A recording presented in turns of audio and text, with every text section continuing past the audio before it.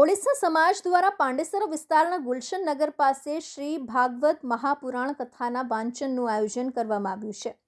સાથે પાંડેસરા પોલીસ કોલોનીથી લઈને ગુલશન નગર સુધી કળશ યાત્રા નીકળી હતી, જેમાં મોટી સંખ્યામાં બહેનો જોડાઈ હતી।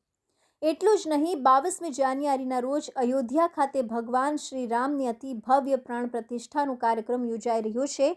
ત્યારે પાંડેસરા અને ઉધના વિસ્તારમાં રહેતા લોકો અયોધ્યા નહીં જઈ શકે તે માટે શ્રી ભાગવત કથાનું આયોજન કરવામાં આવ્યું છે।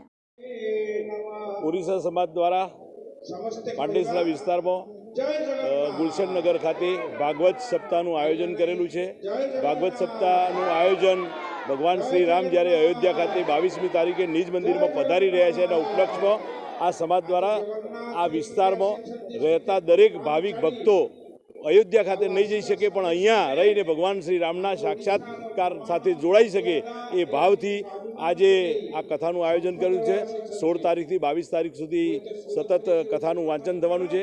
કથાના વાંચન માટે ગુરુજી અયોધ્યાપુરીથી પધાર્યા છે અને આજે જે કળશ યાત્રા નીકળી અને એમાં જે શંખનાદ સાથે ભગવાન વિષ્ણુનો શંખનાદ સાથે શંખનાદીઓ કરવાવાળા બહારથી બહુ સરસ ગ્રુપ આવેલું છે અને એમને જે ભગવાનનું શંખનાદ સાથેનું ભાવમય અને વાતાવરણ બનાવી, ભક્તિમય વાતાવરણ બનાવી સમગ્ર પાંડેસરાના મુખ્ય માર્ગ પરથી પસાર થતું હતું, ત્યારે લોકો પણ અભિભૂત થઈ જાય એવું સુંદર ભક્તિમય વાતાવરણ બનાવી સૌ ભક્તજનો આ કથાનો ખૂબ મોટી સંખ્યામાં લાભ લે એવી વિનંતી કરું છું।